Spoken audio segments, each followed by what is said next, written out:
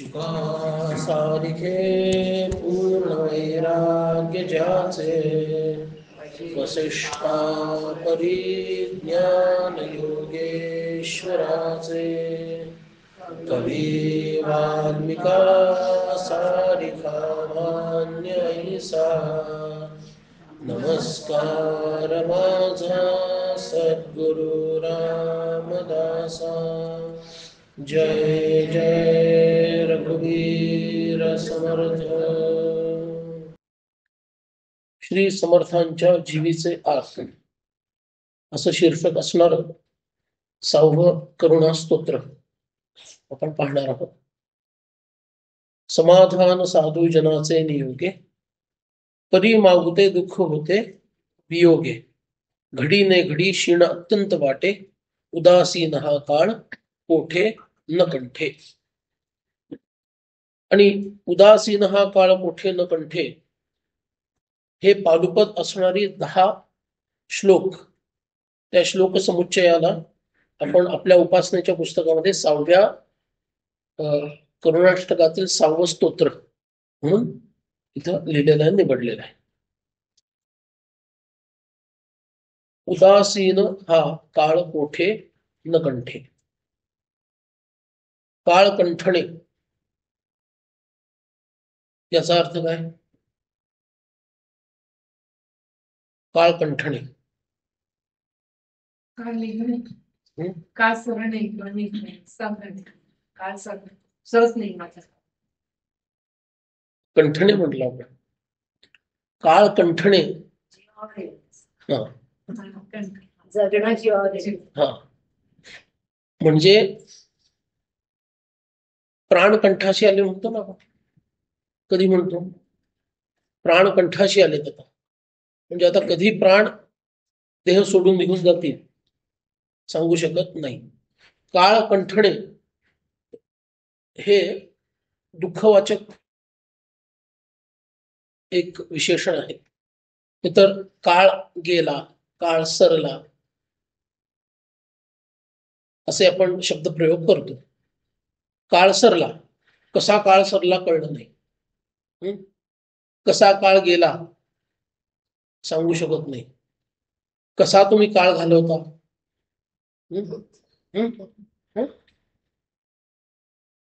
तेव्हा काळासाठी हे शब्दप्रयोग मराठीत केले जातात. काळ कंठणे हा विशेष शब्दप्रयोग की त्या शब्दप्रयोगामध्ये आता अमुक ठिकाणी किंवा अमुक परिस्थितीमध्ये किंवा अमुक व्यक्तींच्या सानिध्यामध्ये किंवा अमुक प्रकारचं काम करण्यामध्ये मला जगणं अशक्य झालेलं आहे. ठीक आहे, असा त्याचा भावार्थ घ्यायला पाहिजे. मला जगणं अशक्य झालेलं आहे. आता वाटत नाही ना तुम्हाला? 5च मिनिटं झाले सुरू होऊन. असं नका म्हणू. तर मला जगणं अशक्य झालेलं आहे. त्यामुळं काळ न कंठे हा शक्यतो नकारार्थीच प्रयोग केला जातो. न कंठणे असा शक्यतो असा काही नियम नाही, पण सामान्यतः ज्याला आपण मराठीत थंब रूल म्हणतो, तर तो सामान्य नियम काय आहे की नकारात्मकच याचा सहसा प्रयोग केला जातो. न कंठे असं म्हणतात, पण तो काळ आहे कसा त्याला विशेषण एक लावलेलं आहे. पण काळ कंठत नाही म्हणजे नेमकं काय कंठत नाही? थंडी कंठत नाहीये, हेमंत ऋतू की येणारा शिशिर जमणार नाहीये, की त्याच्यानंतर येणारा ग्रीष्म जमणार नाहीये, किंवा वसंत जमणार नाहीये, किंवा वर्षा जमणार नाहीये, की वर्षानंतर सगळ्यात लाडका असणारा शरद जमणार नाहीये. बरोबर. शरद नंतर परत हेमंत आहे. काळ हा शब्द कशाशी निगडीत आहे इथं हे जोपर्यंत आपल्याला कळणार नाही तोपर्यंत या करुणा स्तोत्राचं मर्मच कळणार नाही. म्हणजे माझा वेळच जात नाही राव, काय करू, असा त्याचा वरवरचा अर्थ घेता येत नाही. काळ हा मुळात कंठायचा विषय आहे का? वेदांताचा जर विचार केला, आता भक्तीमध्ये आपण आहोत, पण थोडा तोही विचार करायला पाहिजे की परमात्म्याचं व्यक्तरूप म्हणजे काय. शास्त्र सांगतं परमात्म्याचं व्यक्तरूप याला काळ असं म्हणतात. आणि परमात्मा जेव्हा अव्यक्त असतो त्यावेळेला तो सगुणात असेल तर आत्माराम असतो आणि निर्गुणात असेल तर परब्रह्म असतो. व्यक्त झाला की काळ सुरू झाला. आणि म्हणून दासबोधातील कालरूप निरूपण एकदा वाचा. कालरूप निरूपण, काळाचं निरूपण, काळाची ही रूप त्याच्यात दाखवलीत. कालरूप म्हणायचं काय, काळ निरूपण पुरेसं होतं, पण समासाचं नाव आहे कालरूप निरूपण. काळाची वेगळी वेगळी रूप त्याच्यामध्ये समर्थांनी अभिव्यक्त केलेली आहे. काळ कसा असतो तेव्हा काळ कंठवेना म्हणताना त्याचा संबंध अधिक काहीतरी गंभीर विषयाशी आहे. वरवरच्या वेळ जाण्याच्या संदर्भात तो नाहीये, हे लक्षात घ्यायला पाहिजे. मग उदासीन काळ कशाला म्हणायचं, त्याला एक विशेषण जे वापरले उदासीन. उदासीन हा मराठीमध्ये आपण शक्यतो वापरतो कंटाळवाणा. बरोबर ना. उदास वाटतंय, उदास वाटते जीवी आता जावे कुणीकडे, तू भक्तवत्सला राम बुद्धी दे रघुनाथ. उदास वाटतंय. ऑस्ट्रेलियात गेले, मार खाऊन आले परत. बरोबर, टेस्ट मॅच मार खाऊन आले. परदेशात गेले, मारच खाऊन येतात. हे उदास वाटते जीवी. हे उदास पण नाहीये. उदासीन याचा अर्थ आहे उदासीन. सामान्य व्यावहारिक किंवा प्रापंचिक अवस्थेमध्ये मन बुद्धी चित्त न राहू देता त्याच्यापेक्षा उच्चतर अशा एका अवस्थेमध्ये ते नेणं, त्याला उदासीन असं म्हणायचं. प्रापंचिक गोष्टीमधली आवड म्हणजे काय, अमक्याचं केळवण जावंसं वाटतं, मग त्याचा परिणाम विवाह, त्याच्यात जावंसं वाटतं, त्याचा परिणाम एखाद्याचं बारसं, तिथेही जावंसं वाटतं, त्याचा परिणाम त्याचं लग्न, तिथेही जावंसं वाटतं. हे काय झालं, प्रापंचिक विषय झाले. प्रपंचाबद्दलची ओढ, प्रपंचाची आवड, मतलब बोलणार वगैरे राहून गेलं. तिथं जावंसं वाटतं. आता ज्याच्या बाळाचंच बोलणार नाही त्याला जावलं पाहिजे. बाप नाही गेला तरी आईला तरी तिनंच करायचं असतं ना. काही चुकत असेल तर सांगा बरं, मला काही त्याच्यातला अभ्यास नाहीये. पण आम्हाला तिथं जावंसं वाटतं, आम्हाला त्या गोष्टी कराव्याशा वाटतात. म्हणजे हा प्रापंचिक स्तरावर जगणारा जीव आहे. आणि हा जीव वयाच्या 70-75 सुद्धा असू शकतो. मग असे जीव आपल्या मुलीला किंवा आपल्या मुलाला किंवा आपल्या सुनेला सांगतात, एवढं करायची गरज नाही आता. कशाचं, परमार्थाचं. त्यांचे पाय खेचतात, एवढं काही करायची गरज नाहीये, तुझा प्रपंच आहे तो नीट सांभाळ. अरे तो नीट सांभाळायचा असतो म्हणून हे करायचं असतं. आता हे त्यांना कोण सांगणार. पण प्रपंचाच्या सामान्य संकुचित मनोभूमिकेचा त्याग करून त्याच्यापेक्षा काही प्रमाणात का असेना, अगदी पूर्ण जरी नसलं तरी काही प्रमाणात का असेना, पण अधिक व्यापक मानसिकतेचा स्वीकार करून स्वार्थी जीवनाचा त्याग करून परार्थ जीवनापर्यंत तरी पोहोचता आलं पाहिजे. आणि परार्थ जीवनाच्या पलीकडे परमार्थ जीवन. सो देर आर 3 स्टेप्स जीवनाचे. स्वार्थी जीवन, परमार्थाला पूर्णपणे अभिषप्त करणार, म्हणजे ज्याला आपण एक थोडं सौम्य शब्दात मी बोलतो, ना लायक असणार असं जीवन म्हणजे स्वार्थी जीवन. तो त्याला पात्र नाही. जो परार्थ जगतो तोच कधीतरी परमार्थ जगू शकतो. जो परार्थासाठी जगत नाही त्याच्यासाठी परमार्थ दिल्ली अभी बहुत दूर है, अशी स्थिती. म्हणून 3 स्तर. मनाच्या श्लोकाची सुरुवातच सदाचार हा थोडं सांडून येतो. म्हणजेच काय आहे, परार्थासाठी जीवन जगायला सुरू करा, स्वार्थाचा त्याग करा आणि परार्थासाठी जीवन जगायला सुरू करा. इथून सुरुवात होणार आणि मग परमार्थासाठी जीवन सुरू. स्वार्थ, परार्थ, परमार्थ. मॉरल लाईफ म्हणजेच परार्थ जीवन. ठीक आहे. आणि मग परमार्थ जीवन काय आहे, त्याच्याही पलीकडं परमेश्वरासाठीच जीवन जगणं, फक्त दुसऱ्यांसाठी नाही. आता जे काही माझं जगणं आहे, श्वासोच्छ्वास आहेत, ते सर्व भगवंतासाठी, परमेश्वरासाठी आहेत. ते जीवन हे तर उदासीनतेच्याही पुढचं जीवन आहे. कारण मग काळ न कंठे हे राहत नाही. ते जीवन एकदा प्राप्त झालं की काळ न कंठे याच्या पलीकडे तुम्ही पोहोचता. कारण परमार्थाचं जीवन आहे हे परमात्मा चालवतो, भगवान चालवतो. आपण तटस्थपणे त्याचा एक भाग बनून जीवन जगत असतो. आता हे साधनेच्या अंगातून समर्थ आपल्याला पुढे नेतात. म्हणून स्वार्थपरायण जीव ज्या वेळेला परार्थपरायण होतो त्यावेळेला स्वार्थी लोकांनी गजबजलेल्या ठिकाणी त्याला उदासीन हा काळ कोठे न कंठे असं वाटायला लागतं. आणि 350 वर्षापूर्वीच आहे.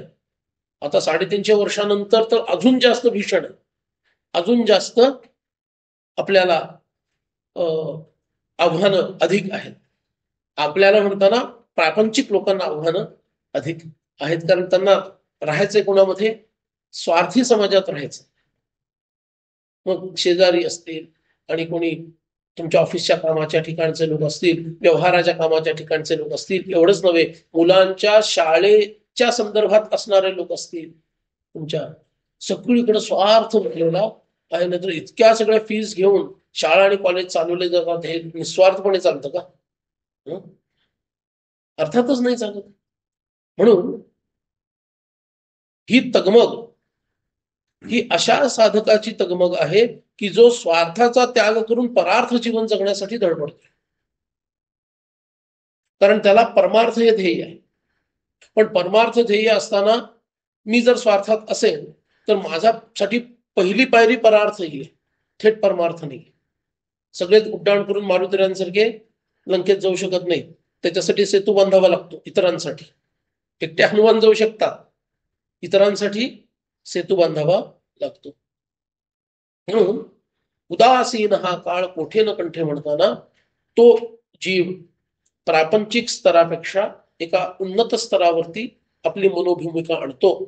आणि त्या मनोभूमिकेमध्ये त्याला तिथून वरून खाली बघताना असं दिसायला लागतं की अरे काय हे घाणींमध्ये पडलेले आहेत.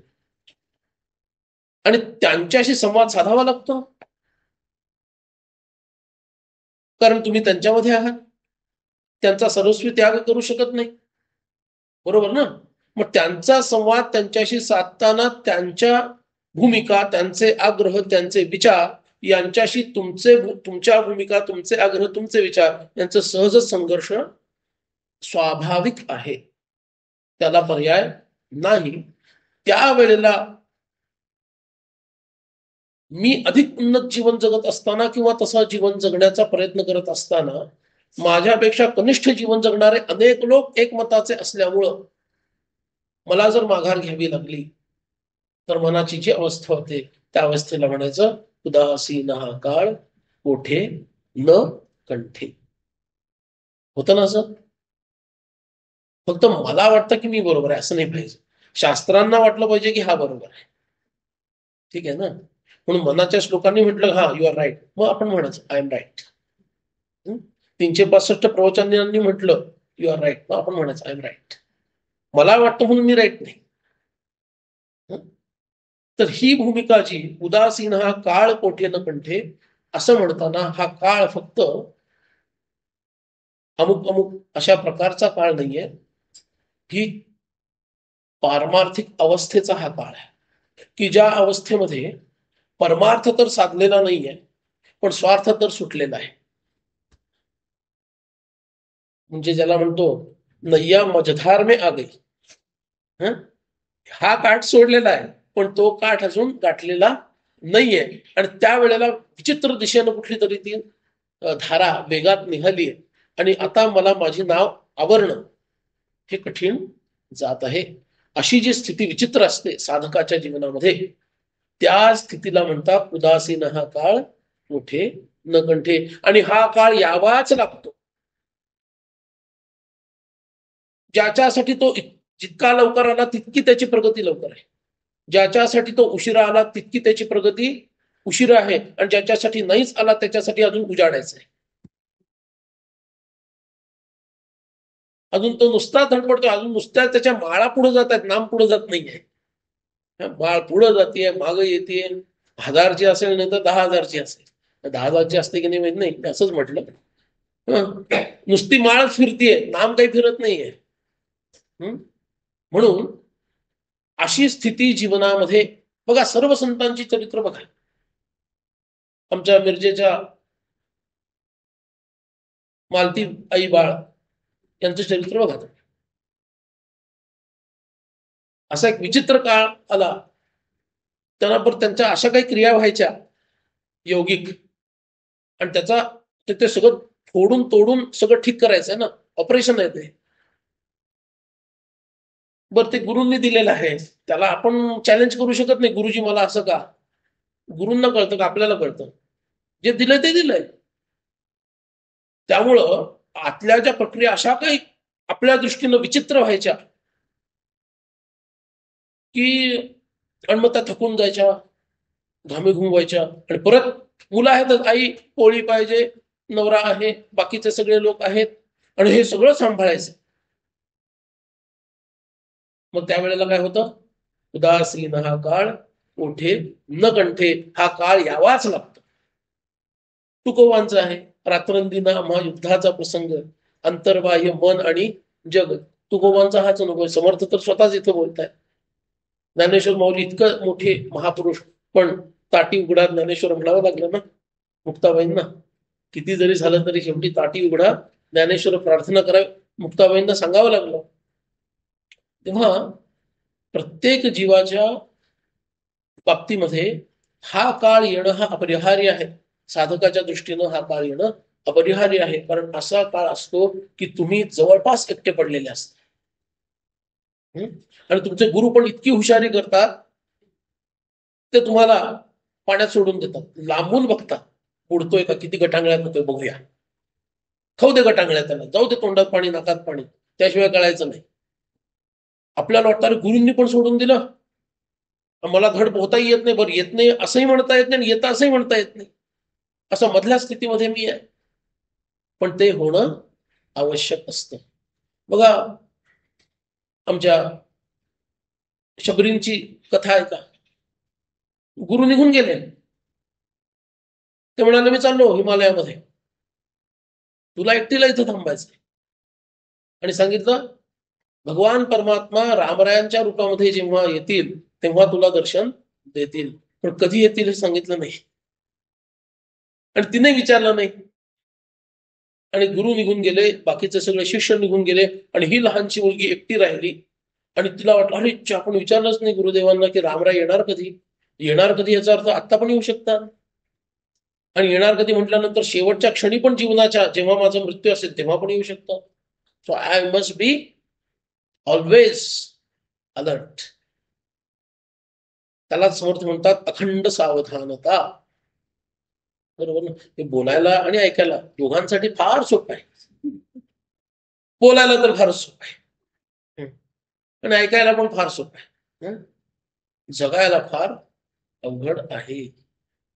त्यामुळं त्या शबरीचा किती काळ असा गेला की रामराय येतच नाही, येतच नाही. बरं, गुरूंच्या वचनावर अविश्वास, ते काय आत्तातले लोक, आत्ताच्या काळचे लोक आहेत काय? माझे गुरु तर चुकू शकत नाही. गुरुजींनी म्हटलं रामराय येणार म्हणजे येणारच. माझे प्राण जात असताना जरी ते नाही आले तर माझे गुरुजी त्यांना धरून माझ्यासमोर आणतील. इतका विश्वास गुरूंच्या वचनावर आहे. बरोबर. म्हणून तर ती जख्ख म्हातारी झाली तरी सुद्धा झाडलोट करते, रामराय येतील, रामराय येतील. पण तो जो मधला काळ तिचा गेलेला आहे तो कसा गेलेला आहे? फार आनंदात गेलाय? नाही, तो फार घालमेलीचा काळ गेलेला आहे. रामराय काय येत नाही, मी कुठं कमी पडतीये, असा हा सगळा काळ त्यांचा गेलेला आहे. अशा काळ जाण्याच्या अवस्थेला म्हणायचं उदासीन हा काळ मोठे न कंठे. म्हणून समर्थांना संतांना प्रार्थना करायची की लवकरात लवकर असा काळ माझ्या जीवनात येऊ दे. करायची का प्रार्थना? बघा उद्यापासून सुरू झाला तर अवघड होईल सगळ्यांचं.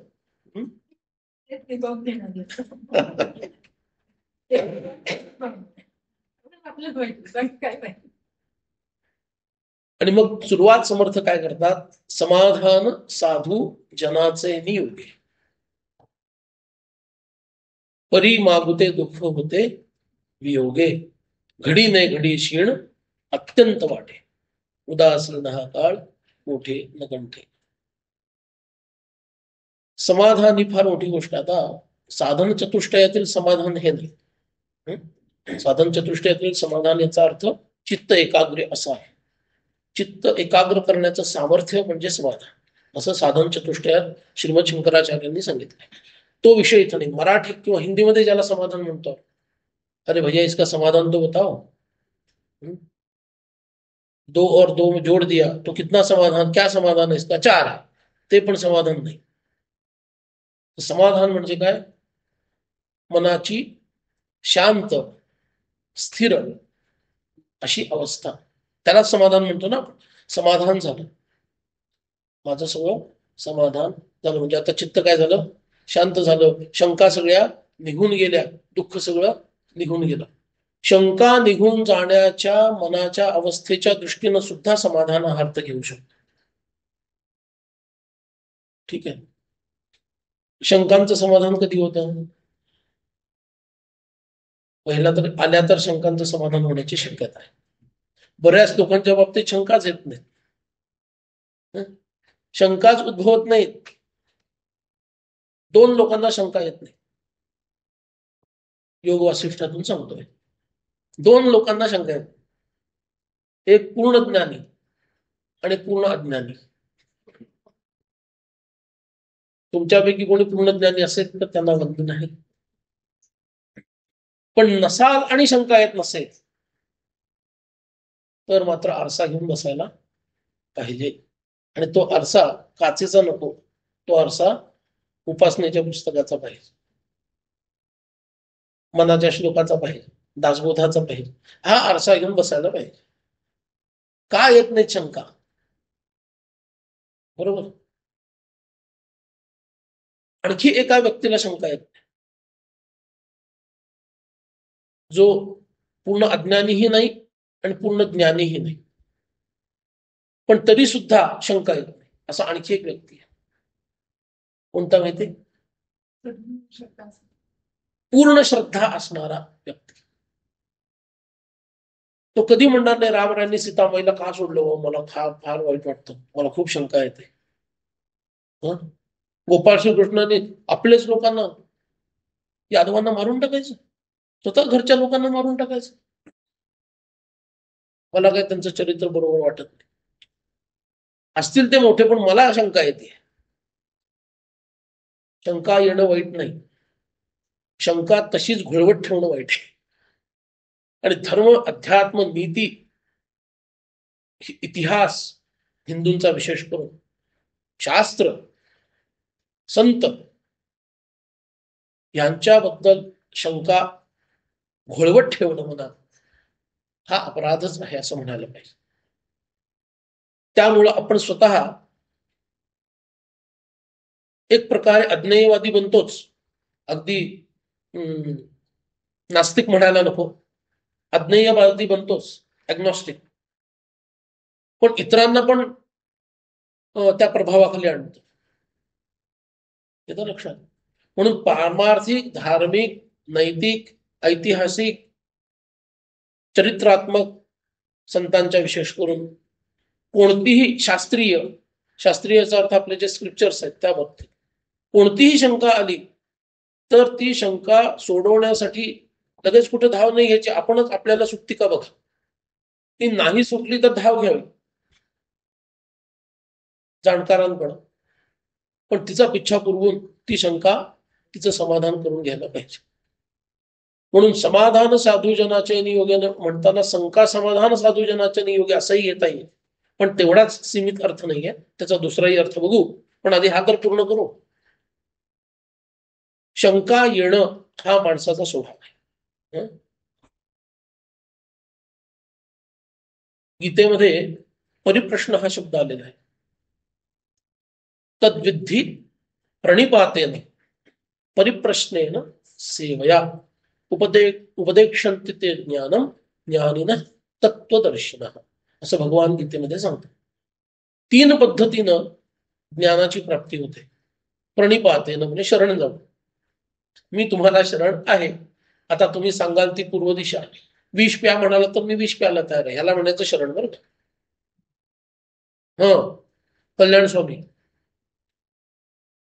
पोटरीला आंबा बांधलाय, समर्थ कथा माहिती म्हणून मी आधीच त्याचं रहस्योद्घाटन करतो. पोटरीला बांधलाय आंबा आणि सांगतात गळू झालाय. मी तर वाचेन, तू जर पिशील तर तू मरशील. तर म्हणतो मला माझ्या जगण्याशी काही घेणं देणं नाही, तुमची आज्ञा होईल तसं करतो. पण त्यांना माहितीये शेवटी गुरुवरच सगळं येतं. वाचवायचं गुरुवरच वाचवावं लागतं. तुम्ही ठरवा काय ते. आणि त्यांनी तो चोखून चोखून चोखून चोखून ताव मारला, त्याच्यावर कोय बाहेर पडली. म्हणतात स्वामी एकाच पायाला फक्त झालंय का गळू. हा विनोदाने आपण बघतो हा विषय, पण किती कठीण गोष्ट आहे, हो ना. अवघड गोष्ट आहे. किंवा कड्यावरून उडी मारायची किंवा मानेवर तलवार लावली तरी उठायचं नाही, हे जे कल्याण स्वामींनी करून दाखवलं आणि अन्यही संतांच्या जीवनामध्ये पाहायला मिळतं आपल्याला. शरण आलो म्हणजे आलो. गुरुंनी सांगितलं आपल्या ब्रह्मचैतन्य महाराजांना, पोरांना खड्ड्यात टाक, पुरून टाक आणि त्याच्यावर आसन तयार कर आणि तिथं ध्यानाला बस, आणि जोपर्यंत मी उठ म्हणत नाही तोपर्यंत उठायचं नाही. तर पोरांना खड्ड्यात टाकायचं, मातीवरून टाकायची. कुठली अवदसा सुचली, असला कुठं गुरु असतो का, चाल मी निघालो. तुमच्या समजा आमच्यासारखे असते, आम्ही होतो असंच केलं असतं. मग तुका म्हणजे टाळ्या वाजून बरं झालं ब्यात गेली म्हणून मोकळं झालो बाबा. पण केलं त्यांनी तसं. आणि हे जाऊन गावात सांगतात, हा कोण बुवा गोसावी आलाय, ह्यांनी पोरं मारली म्हणे तुमची. सांगितलं ह्यांनी स्वतः आणि उलट सांगतात की ह्यांनी पोरं मारली. उठायचं नाही सांगितल्यामुळं लोक विचारतात, बोलायला तयार नाही. तसंच गणपतीला उचलावं तसं, आता त्यांचं नाव पण गणपतीच, तसंच उचललं बाजूला ठेवलं, खड्ड्यातून काढलं तर मेलेली पोरं. मग इतकं तुडवून काढलं लोकांनी, इतकं तुडवून काढलं. पण गुरूंची आज्ञा काय आहे, मी सांगितल्याशिवाय डोळे उघडायचे नाही. डोळे उघडले नाही, विचार करा. डोळे नाही उघडले. मग गुरूंनाच कळवळा आला, त्यांनी रोखलं. बघा तुमची मुलं जिवंत आहेत म्हणून सांगितलं, मुलं खेळत होती, बरोबर आहे. किंवा पाण्यात उडी मार म्हणून सांगितलं, उडी मारली, वरच येईन का. आज्ञा उडी मारायची होती, उडी मारून वर अशी नव्हती. बघा, श्रद्धा नावाची गोष्ट बोलायला फार सोपी आहे, जगायला फार अवघड आहे. उडी मार म्हणून तुकामाईंनी सांगितलं, मारली उडी, वर कुठे येत आहेत, तुकामाई गेले निघून. आणि लोकांनी बघितलं, होतं गेला गोसावी, येतं काय अर्धा तास झाला वर येत नाही म्हटल्यावर काय गेला. मग तुकामाई परत रडत रडत आले, माझं पोर खाल्लं हिनं वगैरे, डोहाला बोलायला लागले, माझं पोर मला परत दे. कुठं काय गेलं होतं ते, आज्ञा झाली ये वर, आले वरती, जसे कल्याण स्वामी. म्हणजे श्रद्धेनं जे साधतं ते कशानं साधत नाही. पंचदशी 15 अध्यायांचा ग्रंथ, फार गाजलेला ग्रंथ आहे. अवश्य ज्याला वेदांताचा अभ्यास करायचा आहे त्यांनी वाचावं. त्यातले फक्त 5 अध्याय कामाचे श्रद्धाळू लोकांसाठी. जे अश्रद्धावान लोक आहेत त्यांच्यासाठी पुढे एवढा काथ्याकूट करावा लागलाय. मग असं असलं तर हे का, मग तसं असलं तर मग ते का, मग अमुक का, मग तमुक का. बरोबर नाही. उदाहरण सांगतो, ईश्वर पण द्वैतातच असतो आणि जीव पण द्वैतातच असतो. मग जीवाला द्वैत वाटतं, ईश्वराला द्वैत का बाधत नाही? सांगायचं उत्तर आता. ईश्वर पण द्वैतातच आहे ना, का अद्वैतात आहे? कशात आहे ईश्वर? द्वैतात आहे ना. सृष्टी सांभाळतोय म्हणजे काय? इष्ठे इति ईश्वर हा. इष्ठे इति ईश्वर. इष्ठे म्हणजे काय? स्वामी, अधिकार. सृष्टीवर अधिकार आहे तो ईश्वर. बरोबर. पण तो पण द्वैतातच आहे, जीव पण द्वैतातच आहे. जीव तर तळमळतोय आणि तो मजा बघतोय. दोघं द्वैतात आहे. ईश्वराला द्वैत का बाधत नाही, ह्यांना का बाधतंय जीवाला? अशा अनेक शंका त्या पूर्ण करण्यासाठी तो ग्रंथ लिहिला. पण सांगण्याचा उद्देश काय? श्रद्धावान लभते ज्ञानम, गीता सांगते.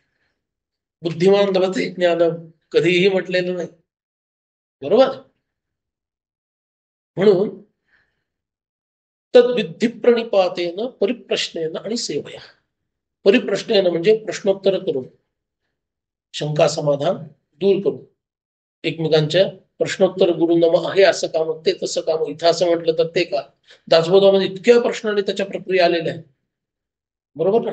6व्या, 7व्या आणि 8व्या या 3 दशकांमध्ये अक्षरशः प्रश्नांचं इतका काठाकूट आहे आणि इतक्या सुंदर पद्धतीने म्हणजे समर्थक प्रश्न निर्माण करतात आणि ते त्याचं उत्तर देत आहे.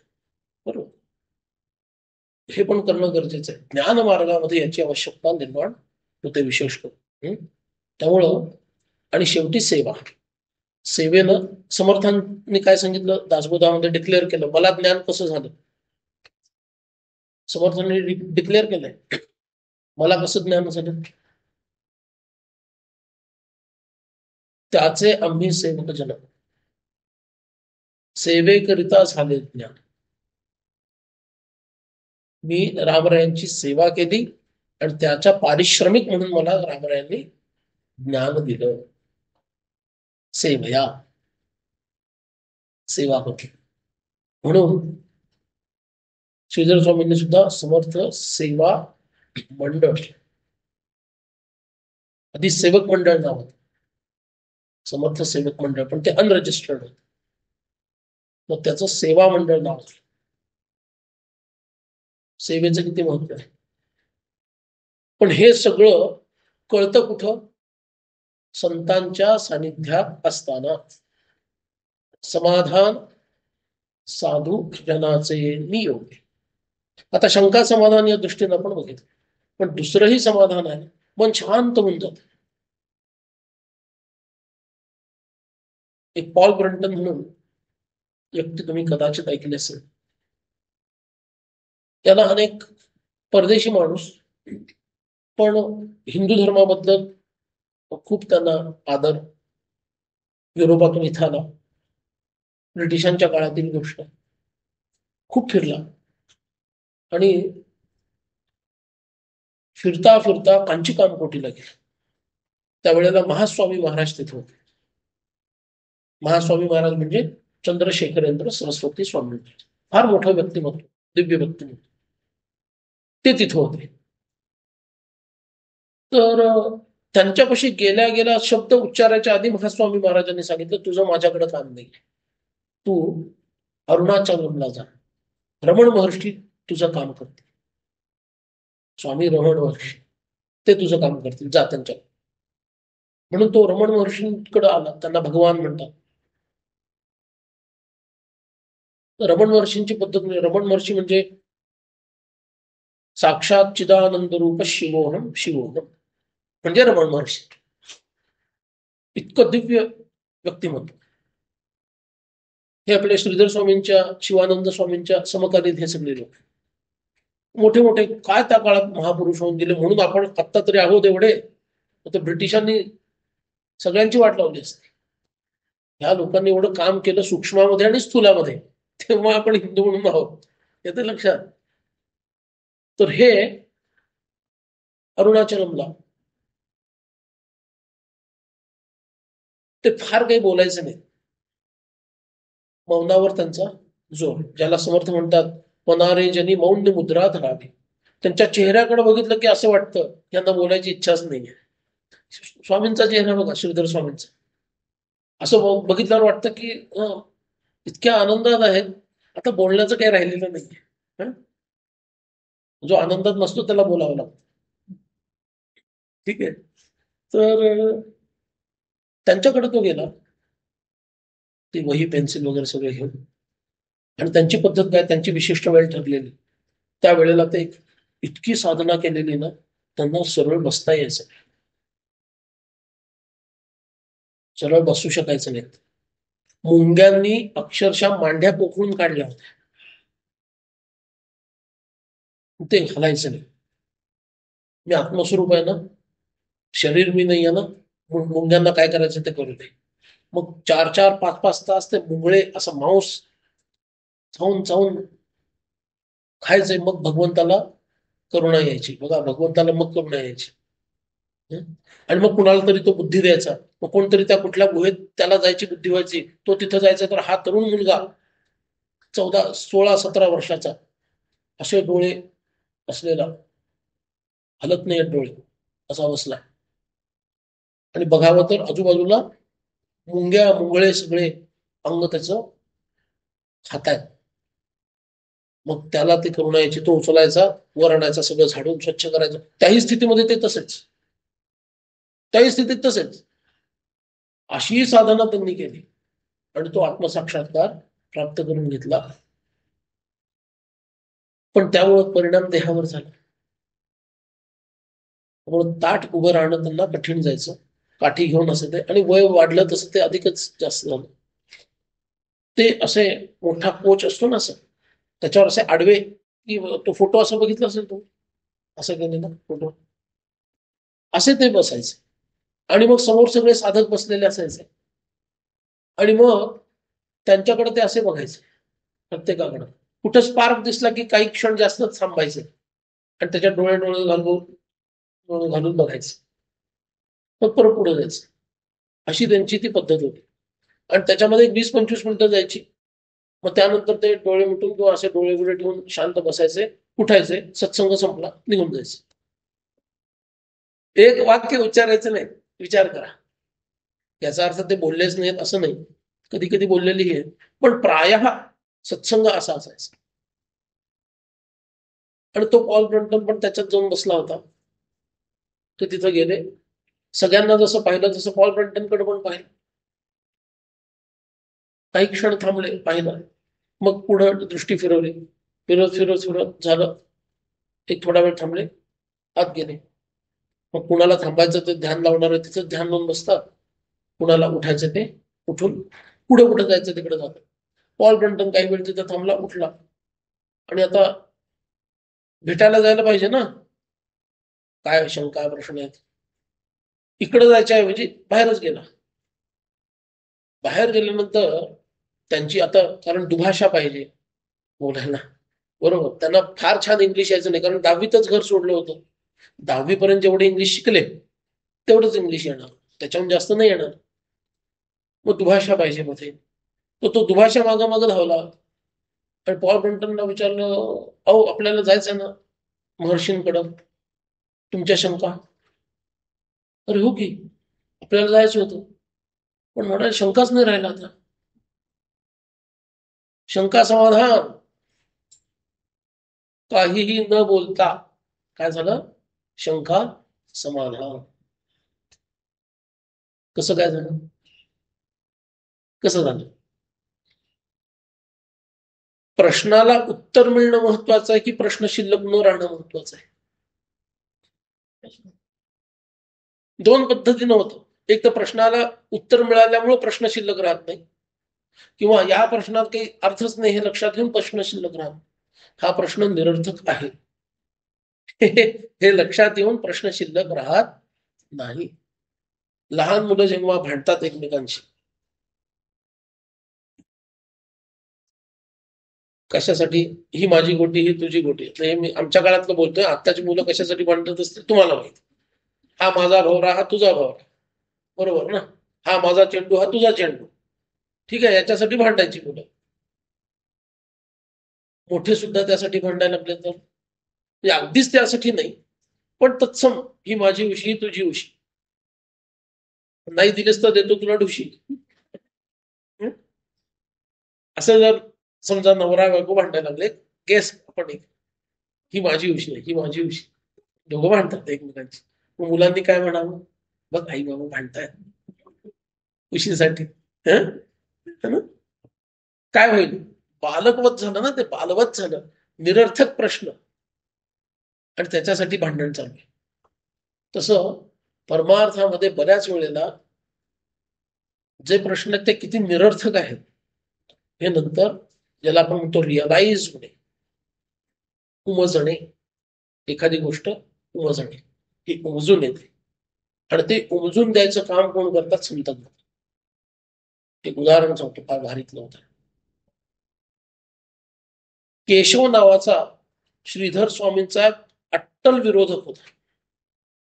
त्याचं नाव केशव. त्याला इतका द्वेष होता त्यांच्याबद्दल. काल परवा आलेला हा तरुण, त्याला लोक इतके कसे त्याच्या भजनी लागतात, ही मेंटॅलिटी त्याची झाली होती. शिरसी का कुठली गोष्ट आहे, आता स्थान एवढं लक्षात नाही मला. हा, आठवलं, शिवानंद स्वामींचा जो आश्रम, म्हणजे कर्नाटकातले शिवानंद स्वामी, शिगेहळ्ळीला, त्या आश्रमामध्ये श्रीधर स्वामी होते. आणि शिवानंद स्वामी तर इतके प्रेमात पडले होते, पण श्रीधर स्वामी त्यांच्यासाठी मुलासारखा.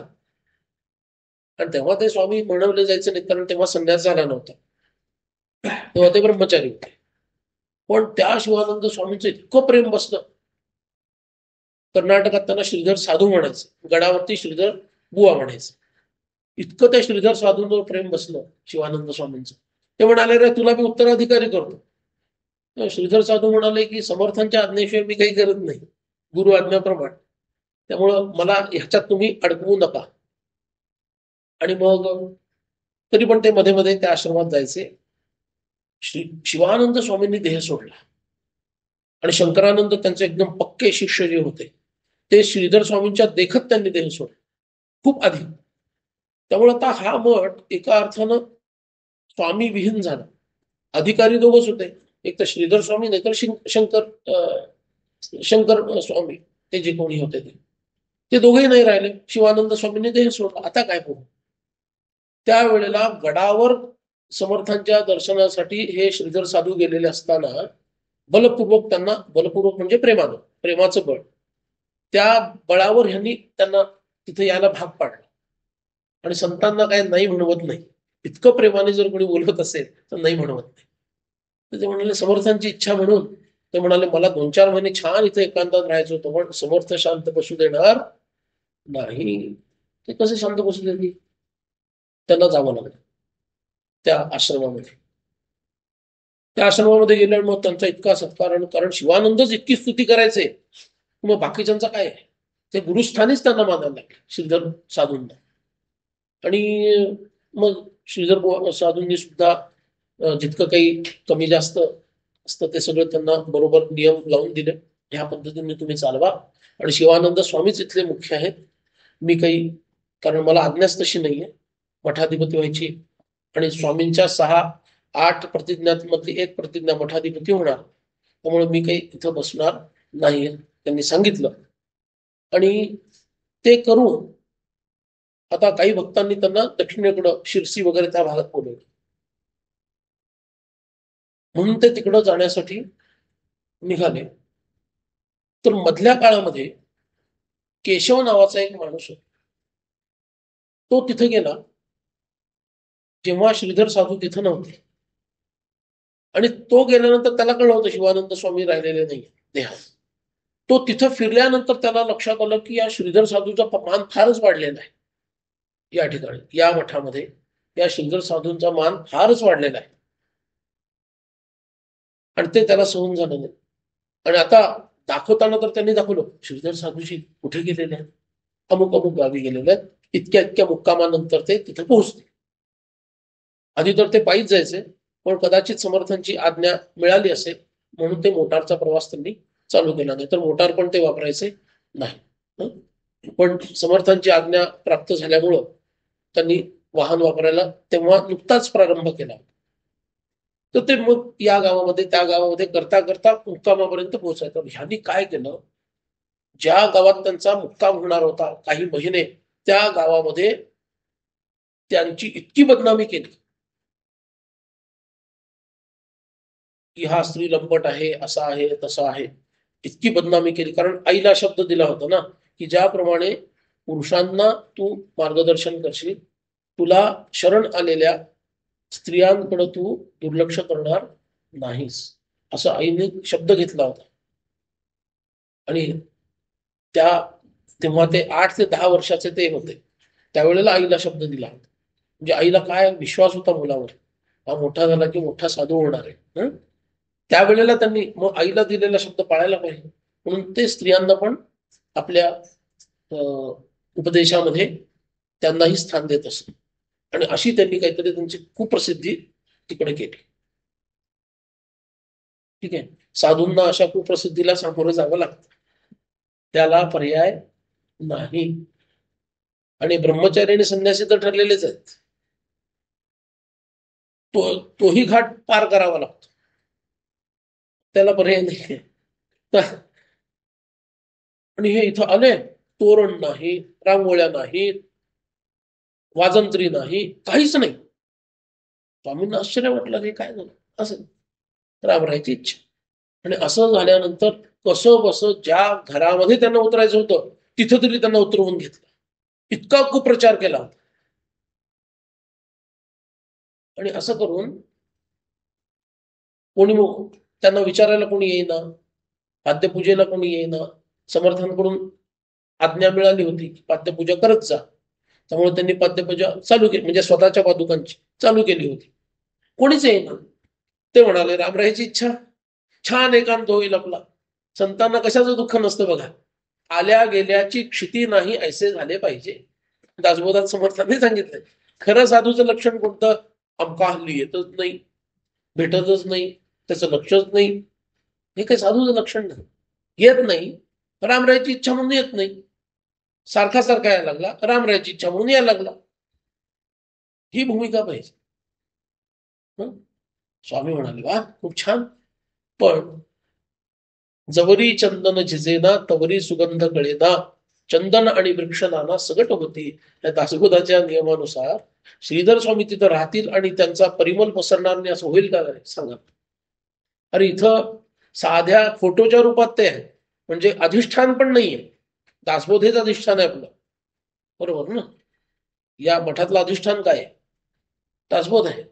स्वामींचा फोटो आहे, काही कारणामुळे अधिष्ठान रूपात सुद्धा अप्रत्यक्ष असताना इतका प्रभाव आहे ना. इथं आलं की कसं मन शांत होतं, स्थिर होतं, चित्त एकाग्र होतं. आणि ते साक्षात जर देहात तिथं जिथं कुठं असतील त्याचा प्रभाव पडणार नाही असं होणं शक्य आहे. सुरू झाले ना लोक यायला मुंग्यांसारखे, गोळाला लागतात तसे एक एक एक एक एक एक सुरू झाले. आता हा पठ्ठ्या तिथं जाऊन पोहोचला केशव. आता या श्रीधर बुवाची साधूची काय वाट लागली आहे बघूया. सगळं उलटच चित्र दिसतंय. म्हणाला आम्ही एवढं छान काम केलं ते वेस्ट गेलं ना सगळं, काय उपयोग आहे. त्यांनी काही तरुणांना भडकवलं. इंग्रजी विद्या शिकलेले लगेच भडकतात, भडकवायला काय अवघड नाहीये. इंग्रजी विद्या शिकायची, लगेच भडकायला तो पेटायला वेळ लागत नाही. विचार करा आपल्या मुलांना काय शिकवायचं ते. इंग्रजी भाषेबद्दल बोलत नाहीये, इंग्रजी पठडीतलं शिक्षण याबद्दल. आणि 100 मुलं घेऊन आणि हातामध्ये पिस्तूल घेऊन हा इथे जिथं श्रीधर स्वामी निवासाला होते तिथं हा पठ्ठा आला.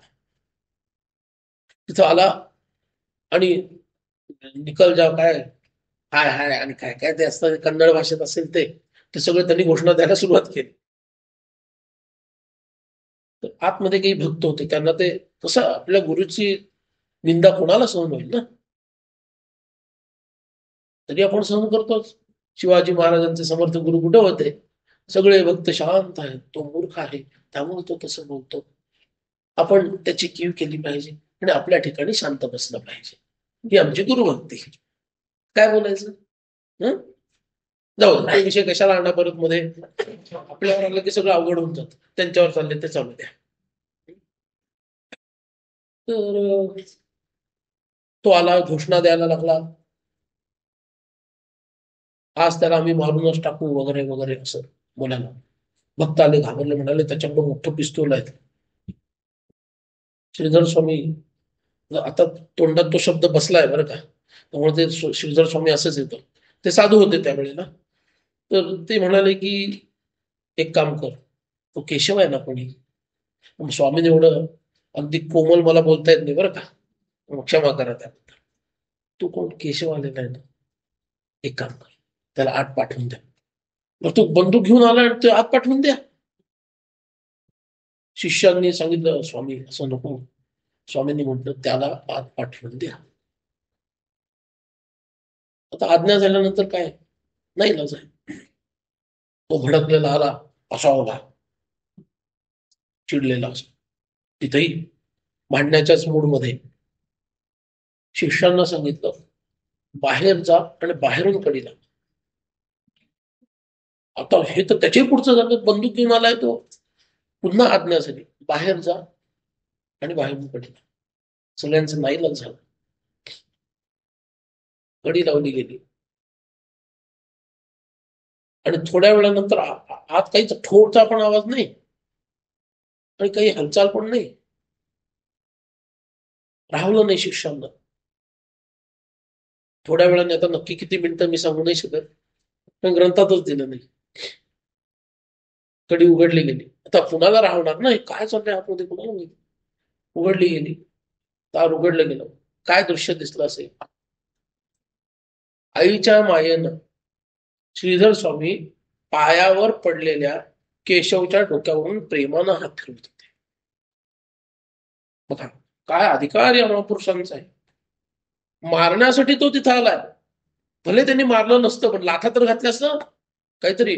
पण महापुरुषांचा अधिकार इतका असतो, त्यांच्या पुढे तुमचं काही चालत नाही. शरण गेला. काय संवाद झाला, त्यांनी आडवा काहीतरी बोललं. स्वामी म्हणाले, अरे तू मला मारण्यासाठी आलास ना, मी तसाही देहाला फार महत्व देत नाही, त्यामुळं माझंही काम होईल, तुझंही काम होईल. वेळ घालवू नको, ताबडतोब मला गोळी मार आणि नीट मार म्हणाले. पण जिथं चुकले आणि तिथं चुकले असं नको. आणि तो असं पिस्तूल रोखतोय, पण ट्रिगर दाबली कुठे जाते, कारण समोर इतकं शांत व्यक्तिमत्व समोर बसलेलं आहे, ज्याला देहाची जाणीवच नाही. गोळी आली काय नाही काय, लिमलेटची गोळी काय आणि बंदुकीची गोळी, दोन्ही सारख्यात त्यांच्यासाठी. गोळी खाल्ली शब्दाचा अर्थ काय घ्यायचा, लिमलेटची खाल्ली का बंदुकीची खाल्ली, आपल्यासाठी फरक आहे, त्यांच्यासाठी काही फरक नाही आहे. इतकं शांत व्यक्तिमत्व प्रेमाने हसत त्याच्याकडे बघत बसलेले आहे. त्याचा हात थरथरायला लागला, कसा हात मारतोय तो. आणि मग त्याच्या लक्षात आलं की हे महापुरुष का आहेत, खरंच यांनी काळाला जिंकलेलं आहे ना, यांना मृत्यूचं भयच नाही. श्रीमद आदि शंकराचार्य, त्यांना म्हटलं कापालिकानी, त्यांचा शिष्य झालेला, बाहेरून शिष्य दाखवतोय, आतून जळत होता त्यांच्यावर. आणि दाखवलं की गुरुजी मला नरमेध यज्ञ करायचा आहे. नरमेध यज्ञ म्हणजे काय, नराचा बळी देण्याची पद्धत.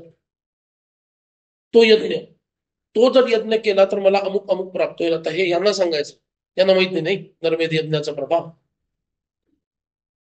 आणि तुमच्यासारखा या पूर्ण पृथ्वी तलावर दुसरा नर नाहीये. तुमच्यासारख्याचा जर मला बळी देता आला तर मला किती उत्तम गती मिळेल. आचार्य म्हणाले चलो जहां जाना उधर जाएंगे. शांतपणे बसले आणि हा सगळे यज्ञ करतोय आचार्य समाधी लावून.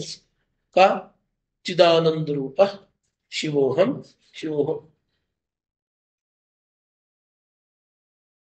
मी देह नाही, नाही श्रोत्र जिव्हे, नाही श्रोत्र नाही जिव्हा नाही, काहीच नाही मला, देहाचं काही इंद्रिय नाही, देह नाही, काही नाही. चिदानंद रूप शिवोहम शिव नचग्रहण नेत्रे. शांतपणे बसते. मग नंतर काय घडलं तो वेगळा विषय आहे, ती कथा आता बघायचं कारण नाही. भगवान नृसिंहांनीच त्याचा हिशोब करून टाकला. बरोबर आहे. आणि आचार्य वाचले. आचार्य म्हणाले, अच्छा हा मेला काय, बरं ठीक आहे, चल. माझ्याऐवजी हा देहाचाच तर भेद आहे, आत्मा एकच आहे. चिदानंद रूप शिवोहम शिवोहम, फरक पडत नाही. आणि तो केशव आजन्म नंतर स्वामींचा भक्त म्हणून राहिला. मारायला येणारा मनुष्य भक्त बनवण्याची ताकद कुणाची, सांगा बरं. त्या संत सत्पुरुषांची ज्यांनी काळ जिंकलेला आहे. म्हणून समाधान साधू जनाचे नियोग. साधू असतील तरच मनाची शांत अवस्था आहे, साधू नसतील तर दुःखच दुःख. म्हणून शंकराचार्य म्हणतात, आदिशंकराचार्य, सत्संगत्वे निस्संगत्व, निस्संगत्वे निर्मोहत्व, निर्मोहत्वे निश्चल तत्व आणि निश्चल तत्वे जीवन मुक्ती. 4 स्टेप्स मध्ये त्याची सुरुवात सत्संगाने. आणि त्या सत्संगामध्ये अनेक प्रतवारी आहे. हा सत्संग चाललाय हा सगळ्यात खालच्या स्तराचा. कोणतरी थोडंसं शास्त्र जाणणारा माणूस त्याच्यासमोर इतरांनी बसावं आणि ऐकावं, हा सगळ्यात खालच्या स्तराचा सत्संग. त्याच्यापेक्षा वरचा सत्संग काय, एखाद्या संत सत्पुरुषानं तुम्हाला उपदेश केला, हा त्याच्या वरचा सत्संग. त्याच्याहून वरचा सत्संग कोणता, साक्षात सद्गुरूंनीच उपदेश केला, हा त्याच्याही वरचा सत्संग झाला. आणि त्याच्याही वरचा सत्संग तुम्हीच आत्मसंवाद साधणं आणि आपल्या आत्म्याशी अनुसंधानाच्या माध्यमातून एकरूप होणं, हा त्याच्याही वरचा आणि सगळ्यात शेवटचा आहे. तो म्हणजे सद्गुरूच कृपा करून ज्याची क्षणी अनुग्रह केला त्याची क्षणी मुक्त झाला. बंधन काही आत्मयाला बोलवायची नाही. या स्तरावरती सद्गुरू तुम्हाला नेऊन अनुग्रह देतात. म्हणून आपल्याकडं 4 महावाक्य पण त्याच प्रकारचे, प्रज्ञानम ब्रह्म, तत्वमसी, अयमात्मा ब्रह्म आणि अहम ब्रह्मास्मी. प्रज्ञानम ब्रह्म हे लक्षण महावाक्य. महावाक्यामध्ये सगळ्याचा अर्थ एकच आहे, पण तरीही बाहेरून बघितलं तर त्याच्यातला भेद काय तो सांगतो. आतून सगळं एकच आहे, पण बाहेरून जर बघितलं तर भेद काय आहे. प्रज्ञानम ब्रह्म हे लक्षण महावाक्य. ब्रह्म कसं आहे, प्रज्ञानम हे लक्षण ब्रह्माचं गुरु सांगतात. मग त्याचा थोडा पुढा अभ्यास झाला की म्हणतात, पण तत्वमसी ते प्रज्ञान स्वरूप असणारं ब्रह्म तेच तू आहेस. हा उपदेश, त्याला उपदेश महावाक्य म्हणतात. ठीक आहे, उपदेश झाला. उपदेश झाल्यानंतर काय, आता एकांतामध्ये ध्यान करायचंय त्यांनी जाऊन, म्हणून तो ध्यानाला बसतो एकांतामध्ये. आणि मग त्याला अनुभूती काय येते, अयमात्मा ब्रह्म, हे अनुसंधान महावाक्य. आणि त्यानंतर आत्मा आणि ब्रह्म यांचा संबंध मग थेट लागतो. मी आणि ब्रह्म यांचा थेट संबंध लागतो. तो काय आहे, अहम ब्रह्मास्मी, हे अनुभूती महावाक्य. ठीक आहे, म्हणजे लक्षण आधी गुरूंनी सांगितलं ते लक्षणच तू आहेस, म्हणजे ब्रह्मच तू आहेस, हा उपदेश झाला. आधी ब्रह्माबद्दल सांगितलं, नंतर तुझा आणि त्याचा काय संबंध हे सांगितलं. त्यानंतर त्यांनी एकांतामध्ये साधना सुरू केली आणि त्याला आत्म्याच्या ठिकाणी ब्रह्म दिसायला लागलं. आणि त्यानंतर अनुभूती आली, आत्माच मी आहे, याचा अर्थ ब्रह्म मीच झालो, म्हणून अहम ब्रह्मास्मी. आणि त्याच्यामध्ये पण अहम ब्रह्मास्मी हा गाथा आला, देहबुद्धीची हा माथा, देहबुद्धीने परमार्थ गानकोंडे होईचे, आत्माराम सांगतो आपल्याला. तर त्याचा पुढचा अभ्यास आहे, जिथं अनुभूती सुद्धा नाही राहिली आणि फक्त ब्रह्म राहील. पण हे सगळं झालं कशामुळं, समाधान साधू जनाचे योगे. साधूचे वस्त्र घातलेले साधू नाही, जे करी वृत्ती जो संत तो संत जाणा, दुराशा गुणे जो नव्हे दैन्य वाणा. त्याची वृत्ती संत झालेली आहे. अशा संताच्या सानिध्यात राहिल्यामुळं काय आनंद येतो, मनाच्या वृत्ती शांत होऊन जात. शंका समाधानाचा विषय बघितलाच, पण श्रीधर स्वामींच्या उंचीचे महापुरुष जर आपल्या भाग्यात असतील, समर्थांसारखे महापुरुष जर आपल्या भाग्यात असतील त्यांचं सानिध्य लाभणं, तर सानिध्यात जाऊन बसलं की मन शांत होणार. तिथं चर्चा करायची सुद्धा आवश्यकता नाहीये, जाऊन बसलं की मन शांत होणार. पण पुढं काय म्हणतात, समाधान साधू जनाचे नियोगे. पण जिथं योग आहे तिथं वियोग ठरलेला आहे. एकही वस्तू, एकही व्यक्ती जगात अशी नाही की अखंड योग आहे. सांगा अशी आहे का? लहानपणापासून वयाच्या आतापर्यंत ज्याचं जे वय आहे त्यानुसार किती लोक आले आणि किती लोक गेले, आहे ना? अरे एकेकाळचा पक्का मित्र असणारा दुसऱ्या 10 वर्षानंतर बाजूने गेला तरी लक्षात येत नाही, हा माझा पक्का मित्र होता 5वी मध्ये असताना. आणि असं ऐकलेलं आहे विवाहानंतर तर काहीच राहत नाही म्हणून. ते तो वेगळाच विषय आहे परत. बरोबर. महिला सगळा त्याग करून त्या घरात जातात, हे त्यांच्याबद्दल बोललं जातं, पण ह्याचं काय, ह्याची दुर्दशा त्याच्याहून पुढची असते. तिथं असून त्यांचा नसतो. बरोबर ना? ह्या तर गाव सोडून बदलून आलेले असतात, पण हा पठ्ठा तिथला असून त्यांचा राहत नाही. तो म्हणतो तो मित्राला कटवते ना. अशी परिस्थिती निर्माण होते. कोण शाश्वत आहे इथं? कुणी शाश्वत नाही. एक डोळा दुसऱ्या डोळ्याला बघू शकत नाही, अशी अवस्था आहे, इतके जवळ असून सुद्धा. म्हणून जिथं योग आहे तिथं वियोग आहे. It is bound to happen. होणारच. आणि जर होत नसेल तर गुरुच तुम्हाला दूर करतात, जवळ ठेवत नाही. ज्याचा उत्कर्ष करून घ्यायचा आहे ना, त्याला गुरु जास्त दिवस जवळ ठेवत नाही. तर म्हणतात नाही येतो, वेणाबाईंना दूर पाठवून दिलं. कल्याण स्वामींना चल पळ म्हणाले, तू दूर पाठवून दिला. उद्धव स्वामी त्यानंतर सारखं येऊच नाही म्हणून 2 ठिकाणचं मठपती करून टाकलं. 2 ठिकाणचं, दोन्ही ठिकाणं अशी मध्ये अंतर 500 किलोमीटर. एवढं अंतर म्हणजे इथं जायचं नंतर तिथं जायचं, मग गडावर यायचं कधी? ते म्हणाले गडावर यायचंच नाही, इकडे यायचंच नाही, चल तिकडं तुझं काम तिकडं आहे, इथं जवळ यायचं नाही. झाडाखाली झाड वाढत नाही, है ना, नियम. किमान एवढा तरी विचार करून घरातल्या लोकांनी, वडिलांनी कधीतरी रिटायर व्हायला पाहिजे. तसं घरातल्या सासूंनी सुद्धा कधीतरी रिटायर व्हायला पाहिजे. तर झाडाखाली झाड वाढेल का? म्हणा जरा मोठ्याने नाही म्हणून. हा ठीक आहे, म्हणवत नाही, नाही म्हणवतच नाही. पुरुषांना दिलेल्या रिटायरमेंट, इथं कुठे रिटायर? शेवटपर्यंत स्वयंपाकघर माझं. म्हणून जिथं योग आहे तिथं वियोग आहे, लक्षात ठेवा. ठीक आहे. आपण मध्ये मध्ये का भेटतो? रोज भेटतो का? नाही, रोज भेटलो तर किंमत राहणार नाही, हा वेगळा विषय आहे. आणि एवढी संख्या तिथे 10% पण यायचं नाही, तो वेगळाच विषय. पण अगदी तुम्ही कमिटमेंट दिली, बुवा आम्ही येणारच 1 महिनाभर पक्के आम्ही येऊ, 2दा बोलवलं तर 2दा येऊ, असं जरी तुम्ही म्हटलं तरी सुद्धा काही ना काही कारण निघणार आणि तुमचं येणं रद्द होणार. जिथं योग तिथं वियोग. बघा बरोबर सांगितलं, पहिल्या याच्यात योग आहे, दुसऱ्या याच्यात वियोग आहे. पहिल्या चरणात योगे शब्दानं तो चरण संपतोय, दुसरा चरण वियोगे शब्दानं संपतोय.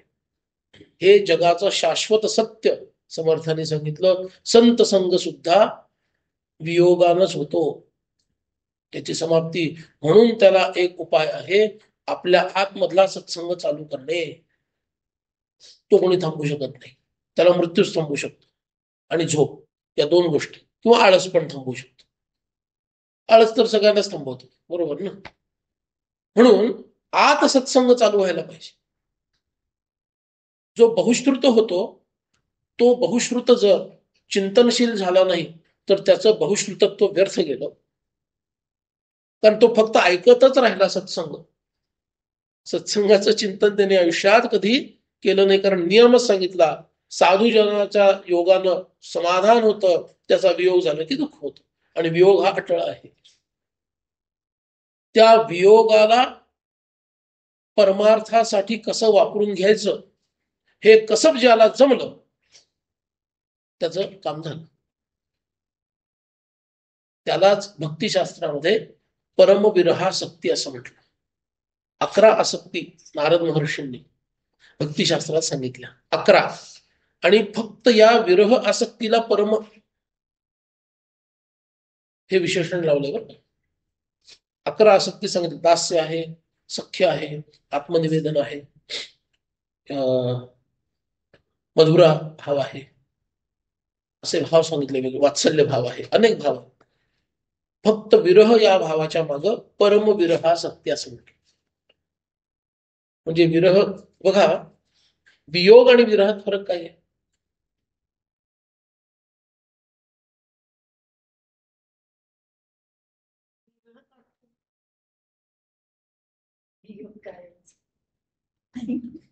बर, विरह आणि वियोग नेमकं मला वाटतं इथंच आपण हा विचारलेला आहे.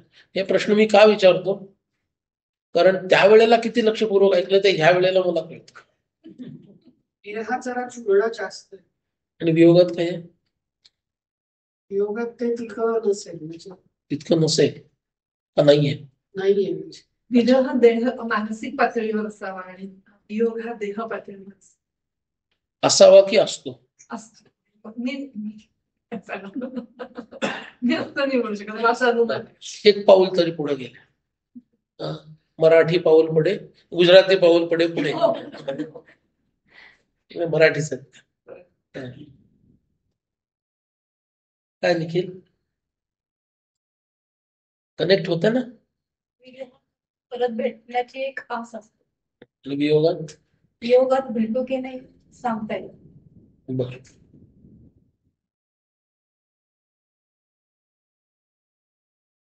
वियोग झाल्याशिवाय विरह होईल का? अमक्या अमक्याचा वियोग झाल्याशिवाय विरह होईल? पण वियोग झाला तर विरह होईलच असं नाही. जसं अमक्या अमक्या बरोबर आम्ही अमुक ठिकाणी जायचं ठरवलंय आणि 15 लोक जाणार आहोत. आणि नेमकं निघायच्या आदल्या दिवशी अमक्या अमक्यांच्या घरी काहीतरी झालं आणि त्यांना यायला जमत नाहीये. म्हणजे काय ठरलं? वियोग निश्चित. त्यांची आणि तुमची फार घसट नसेल तर विरह होईल का? नाही जमत आहे, अरे so sorry, next time, best luck. तुम्ही आनंदात आहात, हसला काय नसला काय तुम्हाला फरक पडत नाही. पण तुमची बेस्ट फ्रेंड किंवा तुमचा बेस्ट फ्रेंड की जो चालला आहे किंवा जी चालली आहे म्हणून तुम्ही तिकडे चाललेले आहात, म्हणून तुम्ही तिकीट काढला, बरोबर? आणि नेमकं त्या व्यक्तीने सांगितलं की मला उद्या येता येत नाही, बट यू एन्जॉय. मग काय होईल? वियोग झाल्यामुळं विरह वाटेल. वाटेल का? वाटेल. तिच्या बाबतीत नाही वाटलं, हिच्या बाबतीत वाटतोय.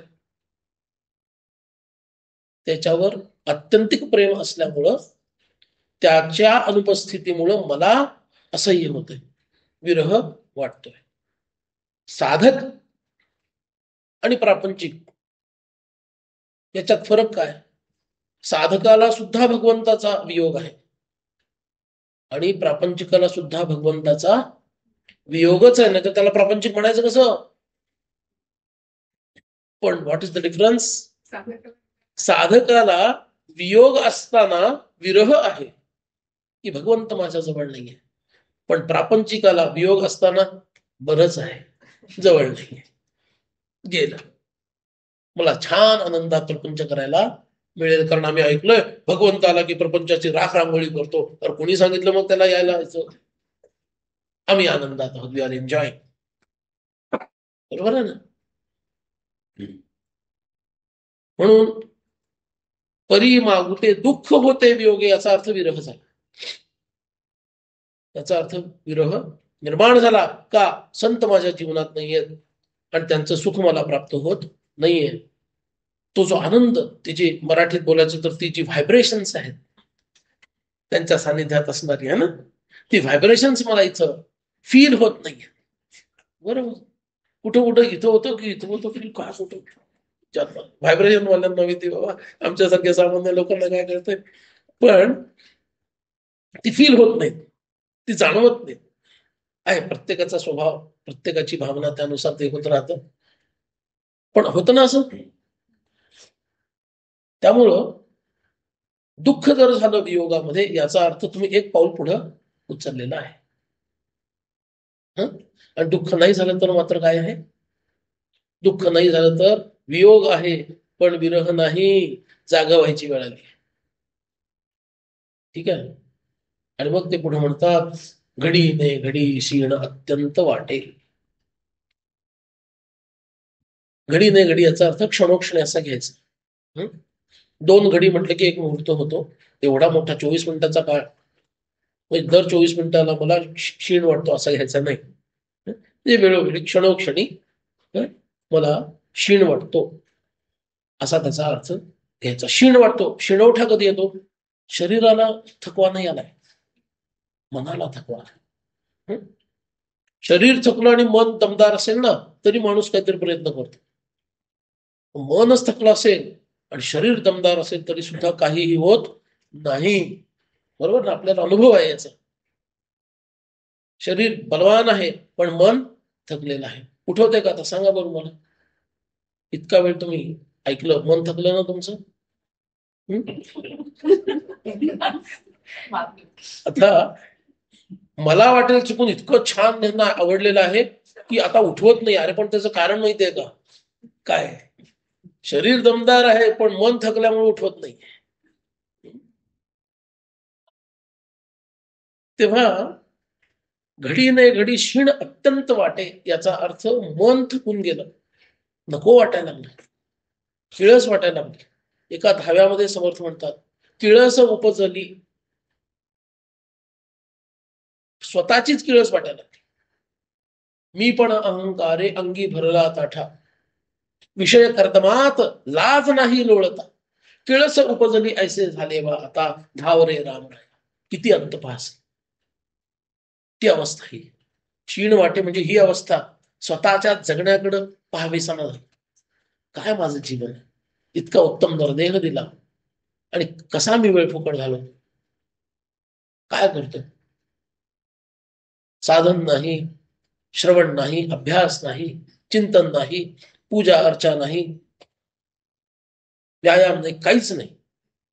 आलेला दिवस पुढे ढकलायचा, असं माझं जीवन चाललंय. मी पण अहंकारे अंगी भरला ताठा, विषय कर्दमात, कर्दम म्हणजे चिखल, विषयरूपी चिखलामध्ये लाज नाही लोळता. गाढव लोळतं, डुक्कर लोळतं चिखलामध्ये, तसा मी लोळतोय विषयाच्या कर्दमात. बघा संत आपल्याला कसे बघत असतील, का जवळ येत नाहीत आपल्या? गाढवाचा स्वभाव काय? लाथा मारणे. कधी लाथ झाडेल हा सांगू शकत? संत लांबच राहतात, याच्या लाथेच्या अंतरापेक्षा दूर. मला एवढ्या लांब का बसवलं कळ? सगळे लांब लांब बसले बघा, हे काही जवळ बसायला तयार. विषय कर्दमात लाज नाही लोळता, किळस उपजली ऐसे झाले बा आता. मला स्वतःच्या जीवनाचीच आता किळस वाटत. इतकं ऐकतो, सगळं करतो, पण काही आचरणामध्ये फरक नाही. नाहीतर मग समाधान साधू जनाचे नियोगे आणि दुःख वियोगे हे बोललंच नसतं. याचा अर्थ सत्संग सुरू आहे.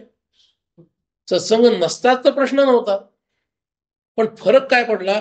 त्यांचा वियोग झाला की दुःख निर्माण होतं. याचा अर्थ जे काही ऐकलं ते गेल्यानंतर त्यांच्याबरोबर मी त्यांना डिस्पॅच करून टाकतो. स्वामीजी हे घेऊन जा परत, मला नको आहे. ते आत झिरपतच नाही, आत ते राहतच नाही. आणि म्हणून घडी ने घडी क्षीण अत्यंत वाटे, मन थकून गेलंय, नकोस झालेलं आहे. उदासीन हा काळ कोठे नकंठे. याच्यामध्ये प्राकृत लोकांचा संबंध आणला तर तोही भावार्थ उत्तम पद्धतीनं वाटतो. आणि तो म्हणजे ह्या सर्व लोकांच्या सानिध्यात मी राहणं मला किळस वाटायला लागलं, क्षीण वाटायला. कसं यांचं जीवन आहे. टेंबेस्वामी महाराज एकदा कुरोपूरला गेले होते. आणि कुरोपूरला गेले ते म्हणजे कडक सगळं कारभार, आचारनिष्ठ महापुरुष. त्यांच्या एवढा मोठा आचारनिष्ठच झाला नाही. मग भूतो न भविष्यात इतका त्यांचा अद्भुत आचार होता. एक एक खारीक खाऊन राहायचे ते. आणि किती दिवस, 4-4 महिने खारकेवर जगलेत म्हणजे आता शब्द चुकीचा आहे, पण असं ते राहिलेले. इतके आचारनिष्ठ महापुरुष. कुरोपूरला गेले, दत्त महाराजांचं स्थान म्हणून. आणि तिथं गेल्यानंतर त्यांनी बघितलं तिथले जे कोणी पुजारी गुरुजी होते, संध्या नाही, केलं तर स्नान, नाही तर तेही नाही, भोजनाचे नियम नाही, वैश्वदेव वगैरे तर पत्ताच नाही. संध्याच नाही तर वैश्वदेव कुठला करतात, काही नाही. उगीच देवाला काय तर दाखवायचं, राहावे ना त्यांना. आणि आता इतके मोठे महापुरुष शांत बसतील का? ते त्यांचं अन्न घे नको म्हणाले मला. मी या ठिकाणी नाही राहत, आता निघावं म्हणाले. दर्शन घेतलं भगवंताचं, निघूया.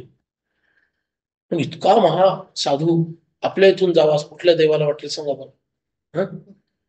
म्हणून प्रत्यक्ष श्रीपाद श्रीवल्लभ भगवान प्रकट झाले आणि त्यांनी सांगितलं, मी ह्यांचा भाव बघतो, त्यांचा दोष आहे, मलाही कळतं, तू त्याचा राग मानू नकोस आणि इथंच राहा. तर साक्षात भगवान जर आज्ञा करत असेल तर ते संतांना पाळावे लागते. आणि म्हणून ते काही काळ तिथं नंतर राहिले. सांगण्याचा भावार्थ विषय आला कुठून? कुठून आला विषय?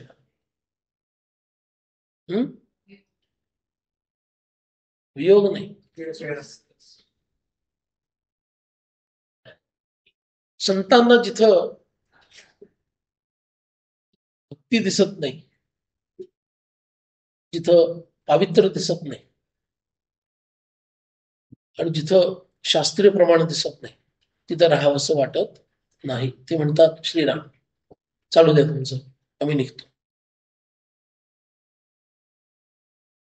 एके ठिकाणी तर विषय आला म्हणून सांगतो आणि आपण थांबणार आहोत. आज एकच झाला, उद्या थोडे जास्त घेऊ, पण आज सुरुवात आहे. तर एके ठिकाणी एकांच्या घरी त्यांनी काहीतरी प्रसाद ग्रहण केला, त्याच महाराजांनी. आणि त्यांना दिसलं की दुपारच्या वेळेला हा मुलगा पिंपामध्ये स्नान करतो. बाहेर जाऊन उलटी काढून अन्न फेकून दिलं. नको म्हणाले मला स्नान, की ज्यांच्या घरात स्नान कसं करायचं ह्याचंही ज्यांना भान नाहीये. मग त्या आईला किती वाईट वाटलं. दोघच होतं, मुलगा आणि आई दोघच राहायचं. आईला खूप वाईट वाटलं, अरे महापुरुषांनी अन्न ग्रहण करणं हे आपलं भाग्य, उलटून टाकणं म्हणजे किती महापाप झालं आपल्याकडून. तिनं खूप शोक केल्यामुळं त्यांना राहवलं नाही, ते थांबले. आणि मग त्यांना उपदेश केला, स्नान कसं करायचं, संध्या कशी करायची, हे सगळं शिकवलं, त्याच्याकडून करून घेतलं. तोपर्यंत अन्न ग्रहण नाही केलं त्यांच्याकडं, बाहेर भिक्षा घेतली. आणि आता हा करायला लागला बघितल्यानंतर मग त्या माऊलीला वाईट वाटू नये म्हणून त्यांनी ते अन्न ग्रहण केलं. याचं लक्षण. त्यामुळं आपलं वागणं, बोलणं, चालणं, अन्न, आहार विहार कसा आहे याचा आपण विचार केला पाहिजे. नाहीतर शिबिरापुरतं छान वागायचं, शिबिर असतं 3 दिवसाचं, कधी कधी 7 दिवसाचं. शिबिर संपलं की पुढं उरलेले 355 दिवस, 360 दिवस, 62 दिवस मनमौजी. काय उपयोग आहे? काहीतरी ऍप्लिकेशन त्यातलं केलं पाहिजे ना जीवनामध्ये. म्हणून आपलं वागणं संतांना संमत होणार नाही असं तर नाहीये ना. कारण काय आहे तो शब्द, समाधान साधू जनाचं, साधूंचा संबंध आहे ना. संतांना असंमत असेल असं तरी माझं आचरण नसावं. ते दयाळू कृपाळू आहेत, आपलं काटेकोर कधीच असत नाही, पण त्यांना हे दिसलं पाहिजे की हा शास्त्रीय पद्धतीनं जीवन जगण्याचा प्रयत्न तरी करतोय. जमत नाही याला, प्रयत्न तरी याचा चालू आहे. भगवंताच्या कृपेनं कधीतरी जमेल. बरोबर आहे. म्हणून ह्या पद्धतीनं आपण जीवन जगायला पाहिजे आणि सतत तपासायला पाहिजे, वियोग तर आहे, विरह आहे का. वियोग आहे, इथं विरह आहे. काय परी मागते दुःख होते वियोगे. वियोग झाल्यामुळे दुःख झालं याचाच अर्थ विरह. ह्या पूर्ण दुसऱ्या चरणाचा अर्थ विरह असा एका शब्दात सांगता येईल. म्हणून भगवंताबद्दल किंवा सद्गुरूंबद्दल विरह सतत टिकून राहणं याच्या एवढी मोठी भक्तीच नाहीये. म्हणून कित्येक संतांनी विरह नसताना विरह निर्माण करून भक्ती केली. भगवान नित्य अनुभूत होत असताना सुद्धा जणू काही ते माझ्यापासून दूर गेलेत अशी कल्पना करून त्या विरहाचा आनंद लुटण्यासाठी संतांनी विरहणी लिहिलेल्या, धावे लिहिलेले. धावा म्हणजे काय, धाव रे रामराय, याचा अर्थ समर्थांचा आणि रामरायांचा कधी वियोग झाला होता, शक्य आहे का कधीतरी. पण काल धावा लिहिला, कल्पना केली रामराय माझ्याजवळ नाही आणि मग मला भक्ती करायला मिळेल, आणि तो विरह निर्माण केला. आणि हे का, तुम्हा आम्हाला शिकवायला, बाकी काही नाहीये. म्हणून आपण भगवंतापासून भिन्न किंवा सद्गुरूंपासून दूर आहोत याचा विरह मला वाटतो, याचा प्रत्येकाने विचार करायला पाहिजे. जितका विरह वाढेल ना तितकी भक्ती वेगात पुढे जाईल, आणि जितका विरह कमी असेल तेवढे आपण ठुंब्यासारखेच जीवन जगत आहोत. याचा आपल्याला विचार करावा लागेल. ठीक आहे, आज आपण इथंच विश्राम घेऊ. उद्या पुढच्या श्लोकांकडे बोलूया. जय जय रघुवीर समर्थ.